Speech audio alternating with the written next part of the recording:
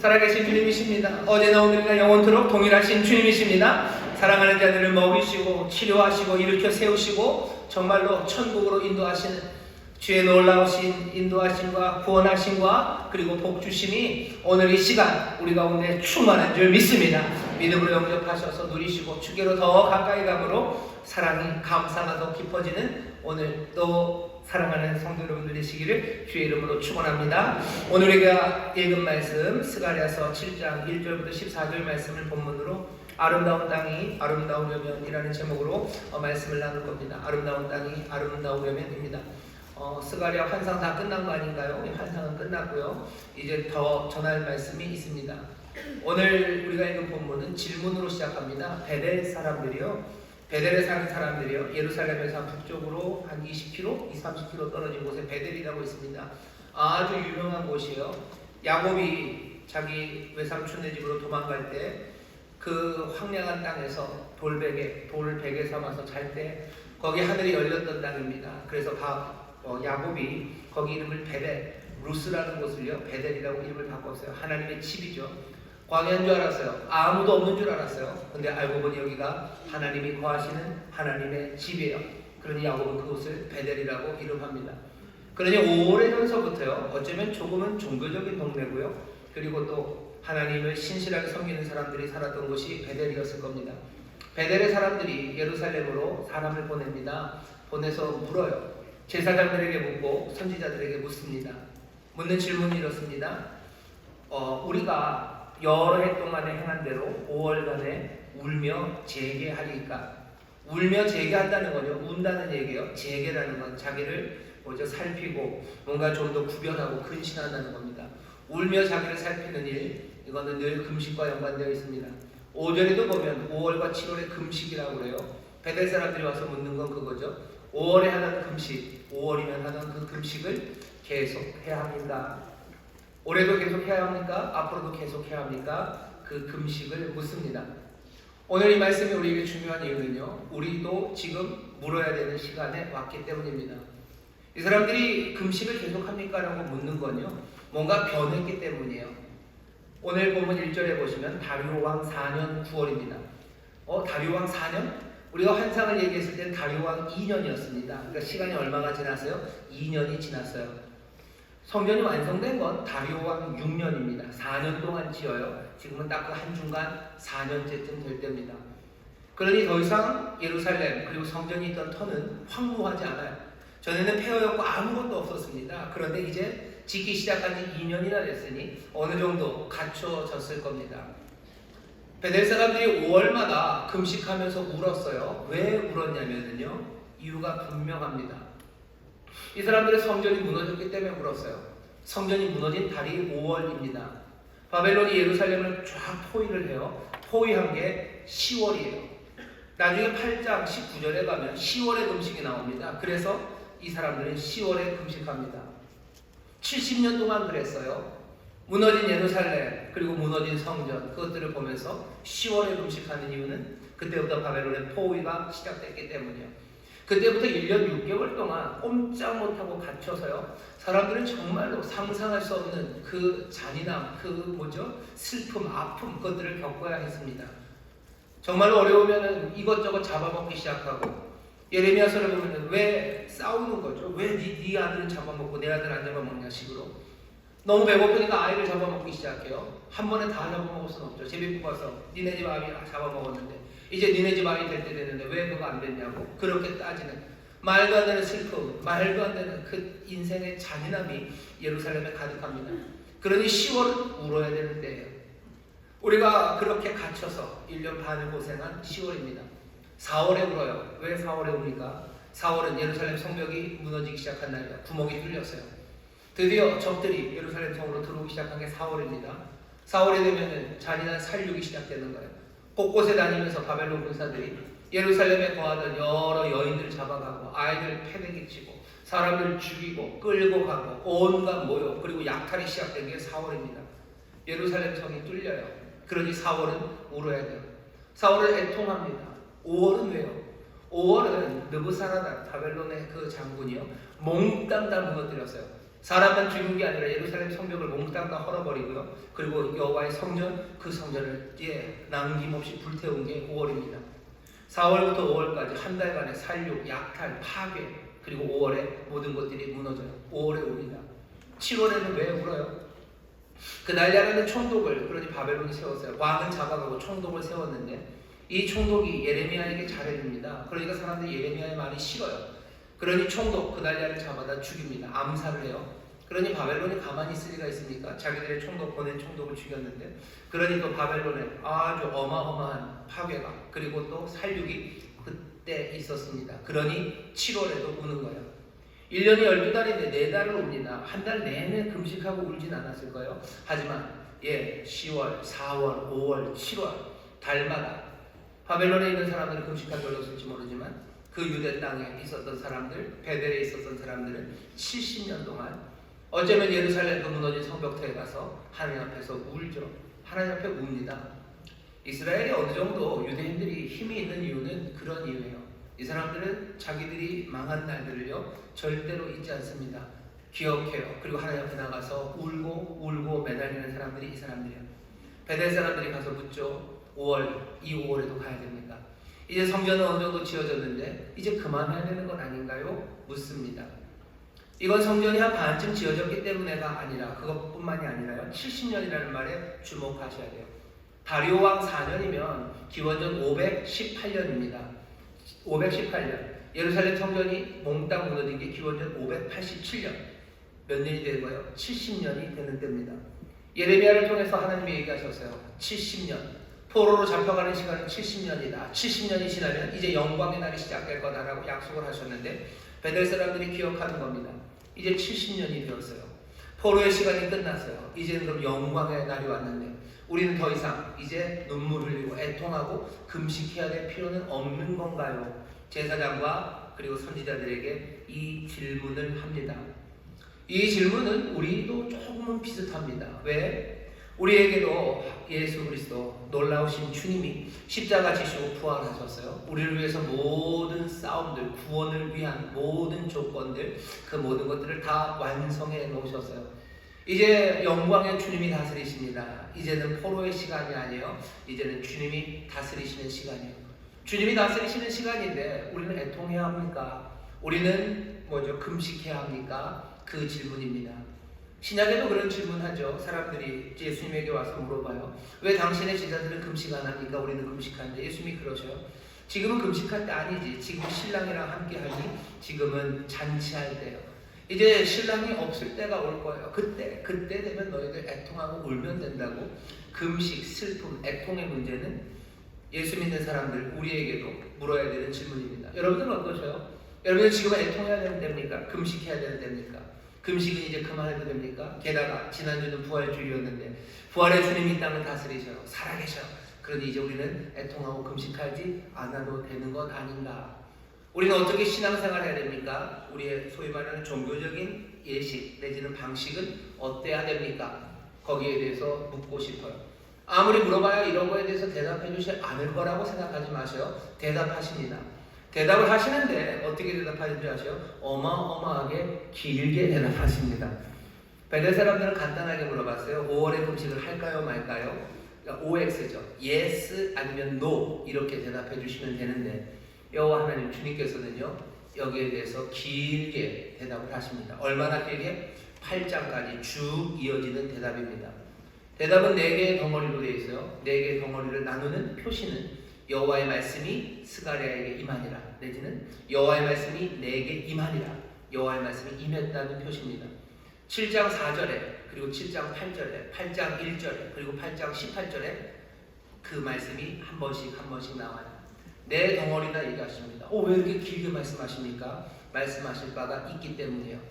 그리고 여기 있는 이 베델 사람들이 묻는 질문에는 여러 가지가 함께 담겨져 있기 때문입니다. OX는 아니에요. 거기에다 훨씬 더 넘치도록 대답해 주십니다.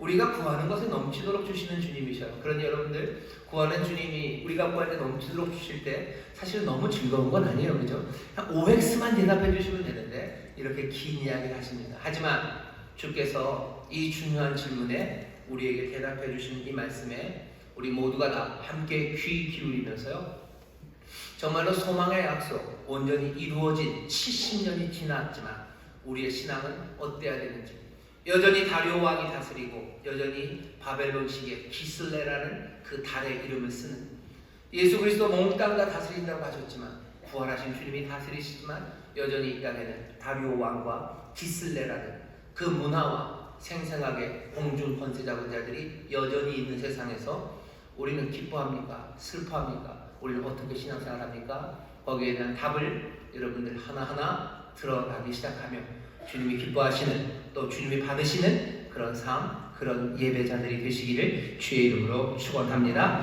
자, 대답이 이제 주어집니다. 대답을 잘 들어보세요. 대답의 처음 시작은 어떻게 되냐면요, 주님께서 반문하십니다. 되물으셔. 아주 폭풍같이 되물으십니다. 베델 사람들이 물었던 질문은 그거였죠. 우리가 계속해서 5월의 금식을 해야 합니까? 대답은 베델 사람들에게만 주어지지 않아요. 땅의 모든 사람들, 5절입니다. 온 땅의 백성과 제사장들에게 이르라. 모두가 다 알아야 되는 대답입니다. 여호와께서, 주님은 이렇게 물으셔요. 첫 번째 질문입니다. 여러 해 동안 금식할 거예요. 하지만 그때마다 너희는 정말로 나를 위하여 금식한 거냐 물으십니다. 5절 제가 읽겠습니다. 온 땅의 백성과 제사장들에게 이르라. 너희가 70년 동안 5월과 7월에 금식하고 애통하였거니와 그 금식이 나를 위하여 한 것이냐? 두 번이나 물으셔요. 정말 나를 위하여 하신 거냐? 이거 굉장히 감정적입니다. 뭔가 지금 주님께서 복받쳐 계셔요. 왜? 질문 자체가 마음에 안 드신 것 같아요. 우리가 계속해서 울며 제기하는, 우리가 5월의 금식을 계속합니까? 뭔가를 건드리신 거예요. 5월의 금식을 계속한다고? 그게 사실은 헷갈린 건 그게 나랑 무슨 상관인데 하는 느낌이에요. 그게 나를 위하여 한 거냐? 그게 나를 위하여 한 거냐? 너희들이 70년 동안이나 5월과 7월에 금식한 건 내가 다 봐서 아는데 그게 나를 위하여 한 거냐? 왜 나한테 와서 물어보냐? 그 느낌이 있는 거예요. 왜 나한테 물어보냐? 그게 나를 위해 한 거냐? 나를 위한 거냐? 이어지는 질문이요, 연속되는 같은 의미의 질문입니다. 6절이죠. 너희의 먹으며 마심이 전혀 자기를 위하여 먹으며 자기를 위하여 마심이 아니냐? 너희들 금식한다고 굶는 것 같은데, 아니 내가 봤을 때 너희들 굶는 거 아닌 것 같은데, 그냥 너희들이 먹고 마시는 너희 잔치할 때랑 너희들 똑같은데, 먹고 마시면 잔치할 때 너희를 위하여 하는 것처럼 너희가 굶었던 게 나를 위하여 한 게 아니다. 나를 위하여 한 거 아니고 너희를 위하여 한 것 같아요. 금식, 밥은 안 먹고 울고 있지만 밥 먹고 즐거워할 때랑 다를 바가 아무것도 없는데, 그때도 잔치할 때도 너희를 위하여고 금식할 때도 너희를 위하여인데 그게 나랑 무슨 상관이냐고 물으시는 것 같아요. 사실은 이 질문에 주님께서 대답하시면서요, 지금 대답이 길어질 수밖에 없습니다. 뭐가 온전한 질문, 그것이 참 충분하면 될 텐데 아예 말 자체가 거슬린 거예요. 이걸 왜 여호와한테 물어야 되는지 조금은 마음이 상하신 것 같습니다. 이어지는 세 번째 반문은요, 이렇게 됩니다. 여호와가 이전 선지자로 외친 말을 너희가 청종할 것이 아니냐? 너희가 멸망되기 전 베델 사람들, 아니 지금 이 땅에 있는 사람들아, 너희들이 멸망하고 나서 70년 동안 울고 4월이 오면 5월이 오면 그렇게 울었건만, 그렇게 금식하며 애통했건만, 너희들 이전에 선지자들을 통해서 했었던 그 말들 들었어야 되는 것 아니냐? 왜? 사람들이 애통한 이유는 뭐예요? 성전이 무너졌기 때문이에요. 예루살렘이 황무해졌기 때문이에요. 예루살렘 성전이 무너지고 황무해진 이유는 그 전에 사람들이요, 선지자들을 통해서 하나님의 신 성령을 통해서 주신 그 말씀들을 청종하지 않았기 때문이었어요. 청종하지 않아서 너희들이 우는 거면 너희들이 여기 울면서 내 말을 들었어야 되는 것 아니냐? 왜 그 말은 여전히 듣지 않으면서 울고 있는 거? 이건 도대체 뭐냐 하는 거죠. 황무한 터전에 와서 울어요. 5월만 되면 울어요. 성전이 무너진 걸 기억하며 울어요. 근데 왜 무너졌는지 알죠. 하나님의 말씀을 듣지 않았기 때문에 무너졌던 거예요. 그런데 여기 와서 그렇게 울면서도 너희들 그랬으면 여기서 내 말을 들었어야 되는 것 아니냐? 너희들은 여기서 울더라도 내 말을 들어야 되는 것 아니었니? 근데 듣지 않아요. 울면서도 듣지 않아요. 울면서도 듣지 않고 와서 여호와를 위하여, 아니 나를 위하여 아니라 너희를 위하여 한 거라고 지금 주님께서 이 온 땅의 사람들에게 따져 묻는 겁니다. 문제는 뭡니까? 이 사람들이 하던 외적인 것, 이 사람들 분명히 밥 안 먹었을 겁니다. 어쩌면 예루살렘까지 갔을 거예요. 어쩌면 성전터 무너진 그 진짜로 무너진 터에 와서요, 죄를 뒤집어 쓰며 눈물로 기도했을 겁니다. 외적으로 드러나는 것, 그리고 그들이 하는 말이 뭐였겠습니까? 거기 와서 무슨 허튼 소리 했을까요? 그렇지 않죠. 하나님의 자비를 구하고 또 하나님의 긍휼을 구하고 또 하나님 앞에 한탄하며 어느 때까지입니까? 하나님 약속을 지키시라고 또 눈물로 기도했을 겁니다. 외적으로 드러나는 것, 그 사람들이 하는 말들, 거기에는 별 문제 없어요. 근데 이게 주님은 왜 이렇게 감정적으로 지금 복받쳐서 나를 위해 한 거냐? 니들이 나를 위해 한 거냐? 네 위해 산 거 아니냐? 거기 무너진 터에서 너희들이 그렇게 울었으면 왜 무너진지 아니까 내 말 청종해야 되는데 그것도 안 하면서 너네들 지금 뭐 하는 거냐? 왜 그리고서는 그 금식을 하나마나 그거 왜 나한테 묻지? 왜 이렇게 격앙되어 계십니까? 이들의 외적인 나타나는 일들과 그들의 말에 문제가 있는 게 아니라 뭐였죠? 그들 뒤에 있는 동기입니다. 동기가 불순해요. 여호와를 위하여 하지 않아요. 자기를 위하여입니다. 이 사람들 회개하며 나오는 거예요. 돌아서면 눈물로 나오는 거예요. 하지만 그 돌아서서 나와서요, 자기를 하나님 앞에 드리는 게 아니라 뭔가를 하나님으로부터 얻기 위해서 옵니다. 그러면 이건 돌아서는 게 아니에요. 하나님을 끌고 가겠다는 거죠. 내가 돌아서서 내 삶을 주 앞에 드리며 내가 회개하고 돌아서는 게 아니라 나를 위하여 내가 그 하나님 그 주님을 붙잡고 끌고 가겠다는 것. 하나님 주님은 금식을 그만할까요? 라는 말에 마음이 상하셨어요. 훅 하고 올라오셨습니다. 사실은 아무 말도 대답도 안 하면 돼요. 말도 안 되는 이야기 누가 하면 여러분들 어떻게 하셔요? 데리고 가기도 싫죠. 그러고 그냥 가면 돼요. 하지만 주께서는 은혜가 많으셔 말씀하기 시작하십니다. 오늘 우리를 돌아보셔야 돼요. 우리가 외적으로 드러나는 것은 정말로 경건하고 어쩌면 하나님께 돌아서 회개한 사람들처럼 보여집니다.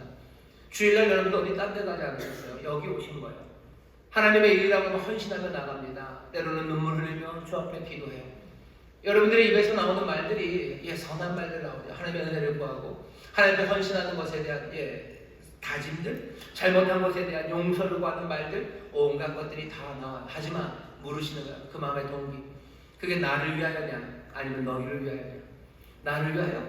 나를 위하여? 너희를 위한 거 아니냐? 너희를 위한 거 아니냐? 너희들 그랬다면 그 슬픔의 자리에서 내 말을 청종했어야 되는데 여전히 청종하지 않으면서 우는 거 그거 뭐냐? 너희들의 동기 그거 뭐냐? 하나님이 얘기하시는 거야. 거짓된 금식이야. 묻는 거죠. 너희가 정말 나를 사랑하느냐? 묻는 거예요. 예수님 부활하신 후에 제자들을 베드로에게 묻는 것처럼 물으시는 거예요. 정말 나를 사랑하느냐? 라고 물으시는 거예요.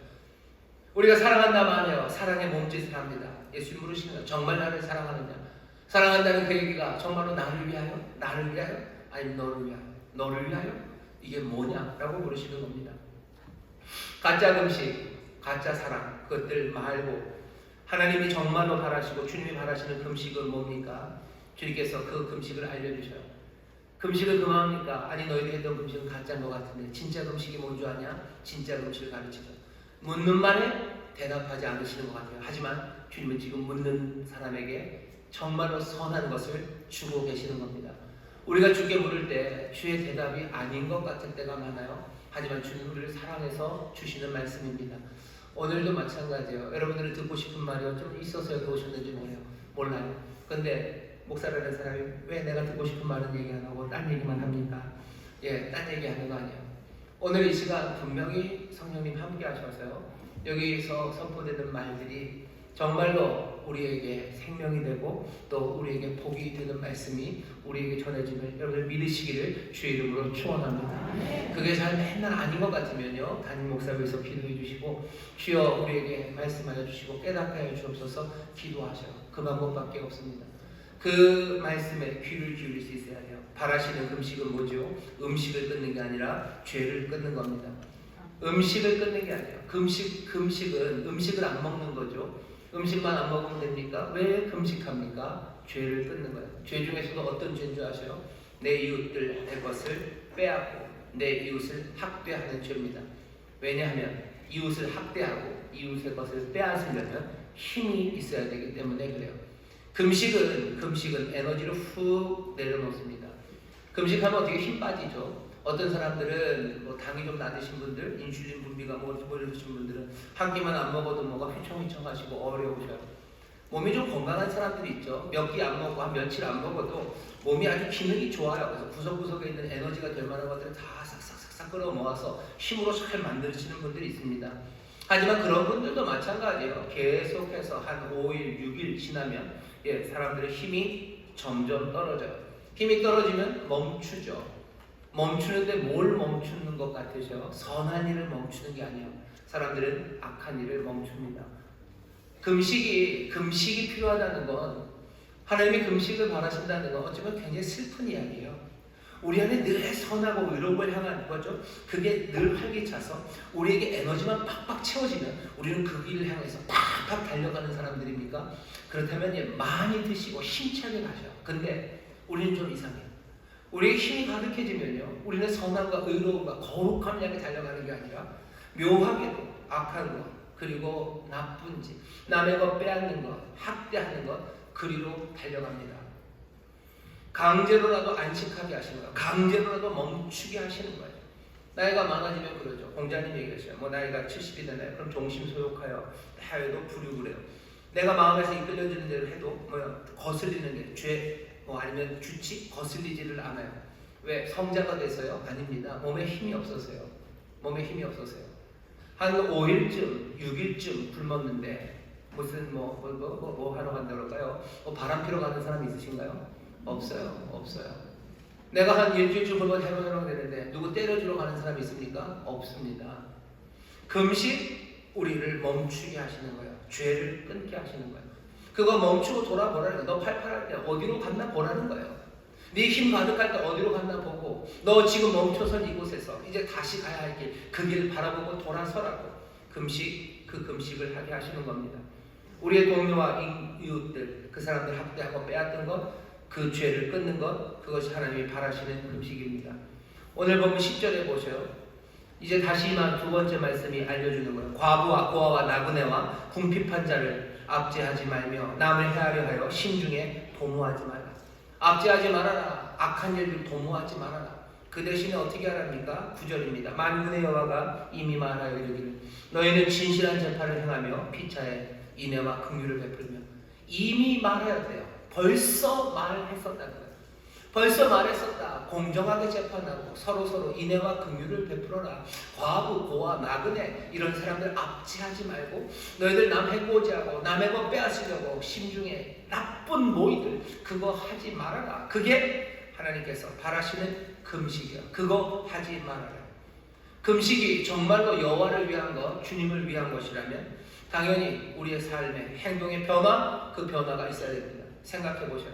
누구를 위해서 한다고 하는데 그분과 전혀 상관없는 일을 해요.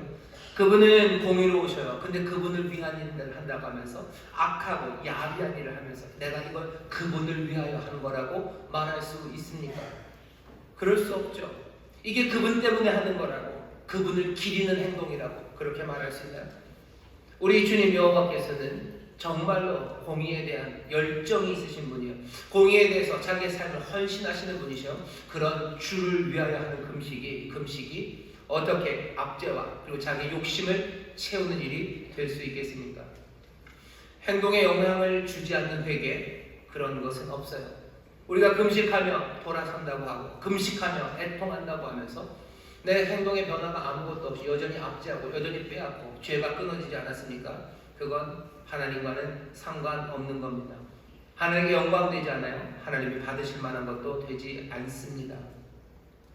오늘 우리에게 주시는 말씀은 분명해요. 금식에 관해서 묻지만 우리가 5월에 하는 금식을 그쳐야 됩니까? 라는 질문에 주님은 뭐라고 대답하시는 거예요? 너희들이 언제 제대로 금식한 적 있냐? 라고 물으시는 거예요. 너희들이 언제 제대로 금식한 적 있냐? 그리고서는 은혜로우셔서 제대로 된 금식이 뭔지 우리 가운데 보이시는 겁니다. 뭐 하라는 거예요? 돌아서라는 거예요. 성전이 반쯤 지어졌어요. 근데도 뭐 하라는 거예요? 여전히 돌아서랍니다. 아니 성전 안 지었을 때 돌아서 성전을 짓게 하는 거 아닙니까? 그때 처음에만 하는 거 되는 거 아니에요? 아니요. 성전 중간쯤 다 지었는데도 돌아서요. 이제 70년 포로의 시간이 끝나지 않았습니까? 이제 그럼 회개는 필요 없이 영광의 시간이 온 거 아닙니까? 아니요. 70년이 되었는데 여전히 무슨 얘기 하시는 거예요? 금식에 대해서 얘기하셔요. 그리고 여전히 제대로 회개하고 돌아오라고 말씀하셔요. 스가랴 1장 처음 성전을 짓지 않는 이 사람들, 와서 20년 동안 그냥 민기적 되던 이 사람들에게 너희들 돌아오라고 얘기하셨어요. 하지만 성전을 이제 반쯤 지은 이 사람들에게도 돌아오라고 말씀하십니다. 이 얘기는 뭐예요? 예수님 믿지 않았던 우리들이 회개하고 돌아와서 이제 다 됐다 아니에요. 우리의 자리가 딱 어디입니까? 아마 다리오 왕 4년쯤 됐을 거예요. 우리가 성전을 완전히 다 이루었습니까? 아니요, 다 이루지 못했어요. 지금 한 중간에 있습니다. 우리 교회도 그렇고 저와 여러분 우리의 신앙의 상태도 마찬가지죠. 중간쯤 있죠. 중간쯤 있는 이 상황, 여전히 다리오 왕의 세상을 살고 기슬레 월들 그 바벨론의 식으로 그 문화 안에 살아가지만 70년은 다 된 거예요. 하나님의 약속은 우리 가운데 이미 성취가 되었어요. 그 성취, 하지만 이 땅에서 우리는 어떻게 삽니까? 대답 하나가 오는 거죠. 금식, 여전히 금식하랍니다. 이 금식은 밥을 굶는 금식은 아니에요. 여전히 돌아서라고 말씀하시는 거예요. 부활의 주님이 이 땅에 오셔서 부활의 생명을 가득 채우시는데요. 오늘 또 주시는 말씀은 회개하라고, 돌아서라고 우리에게 주시는 말씀입니다. 여러분 이 말씀을 받으시기를 주의 이름으로 축원합니다. 왜 그래요? 회개는 단 한 번으로 끝나고 그리고는 잊어버려도 되는 뭔가가 아니에요. 예수 믿을 때 회개하면 되는 거 아닙니까? 아니요. 누가 그렇게 알려줬는지 모르겠지만 아니요. 그렇지 않습니다. 스가랴 1장에 얘기하시죠. 7장에 또 얘기하시죠. 환상 가운데도 두루마리 환상과 통 안에 들어섰던 그 여인을 통해서 죄, 잘못, 거짓, 도둑질 그것들 하지 말고 돌아서라고. 그 모든 것들은 바벨론 그 땅으로 다 집어 던지고 너희들은 거룩하게 살라고 우리에게 주신 말씀이 환상 가운데도 있었어요. 환상을 봤으니 끝났습니까? 아니요. 환상 지나고 2년이 지나서 하나님의 말씀대로 순종하고 뭔가를 지어가고 있는 이 사람들에게도 여전히 같은 말씀이 임하는 겁니다. 겸손한 확신으로, 지난 금요일날 어제 그제 설교한 제목입니다. 겸손한 확신으로, 그리고 확신에 찬 겸손으로 여러분 회개하고, 그 회개는 어떻게 이루어지나요? 다시 매일매일 70년을 매일, 어쩌면 매일매일 앞으로 주 앞에 나아갈 때까지 매일매일 회개하고 돌아서는 삶을 살아가야 합니다. 회개하고 돌아서는 삶은 그냥 슬픔의 시간만은 아닙니다. 왜냐하면 우리는 이길 수 없는 어쩌면 싸움이에요. 바울이 그러죠. 오호라 나는 공고한 자로다. 누가 이 사망의 몸에서 나를 건져낼까? 내 육신, 내 이 지체 안에 죄의 법이 나를 자꾸 죄로 끌고 가는 거예요. 나는 이걸 이길 수 있습니까? 못 이깁니다. 바울이 얘기해요. 절대로 못 이겨요.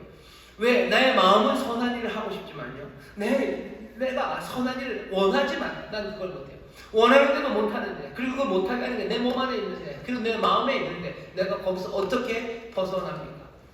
도대체 벗어날 수 없으니 이건 이길 수 없는 싸움이에요. 하지만 바울이 얘기하는 거죠.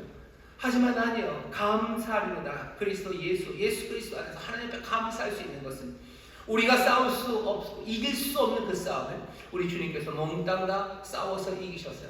남김없이 이기셨어요. 그래서 우리로 하여금 거룩한 삶, 의로운 삶, 그 의를 누리며 살게 하셨어요. 그러니 이 싸움은 칠 수 없는 싸움입니다. 이미 이겨놓으셨어요. 그러니 칠 수 없어요. 아이러니죠.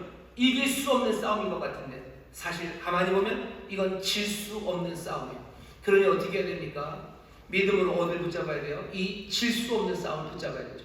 믿음으로 다시 우리는 돌아서고 죄에서 의로, 정말로 약탈하던 거기에서 죄를 끊는 금식으로 애통하며, 하지만 기쁨과 소망으로 이 새로운 회개의 돌아서는 길로 나아가야 합니다.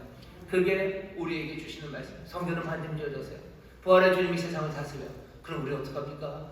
우리 이제 눈물은 끝난 겁니까? 아니요. 여전히 눈물을 흘릴 겁니다. 그럼 정말로 그럼 예전과 달라진 게 아무것도 왜 없습니까?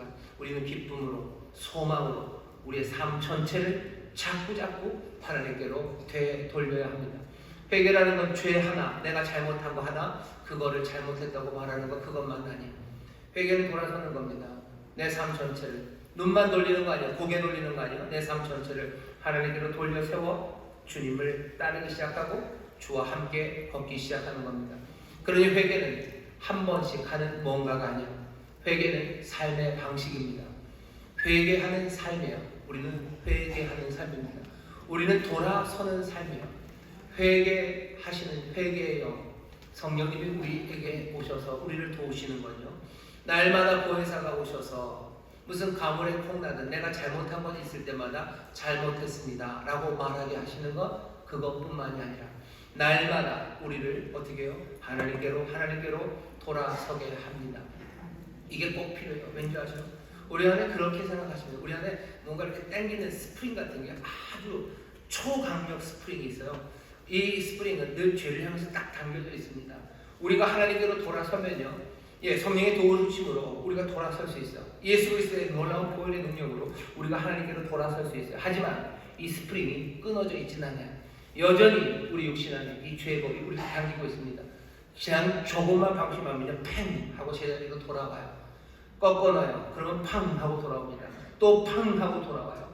어떻게 해요? 다시 돌려야 돼요. 이놈의 스프링이 빨리 끝났으면 좋겠는데 잘 안 끊어집니다. 굉장히 지독합니다. 만만치 않습니다. 하지만 우리는 최후 승리를 믿어요. 주께서 이루심을 믿으면서 다시 돌려요. 내가 안 돼도 세계의 영이 성령이 나를 도와주실 걸 믿으며 나를 돌려요. 내 탐욕이 나를 놓아주지 않습니다. 하지만 주의 놀라우신 사랑과 긍휼하심이 나로 하여금 자비롭고 인내하고 긍휼을 베푸는 사람으로 나를 돌리실 걸 믿으면서요, 나는 죄를 떠나 돌아섭니다. 돌아서 눈물 나죠. 애통의 시간이죠. 하지만 동시에 그 도우시는 은혜 그리고 그 승리를 믿는 기쁨으로 우리는 돌아서요. 하지만 만만치 않아요. 핑 제자리로 우리의 자아는 언제나 그 제자리로 돌아오고 내 삶의 통제실에 자기가 앉기를 원해요. 내 삶의 왕자에 늘 호시탐탐 그 자리를 노립니다. 우리의 자아는 늘 이 죄악된 세상에 이 중력에 그냥 묶여 살아가는 사람이에요. 가만 놔두면 떨어집니다. 이 컵이 가만 놔두면 위로 올라가나요? 아니요, 떨어져요. 누가 붙잡아 일으켜야 돼요.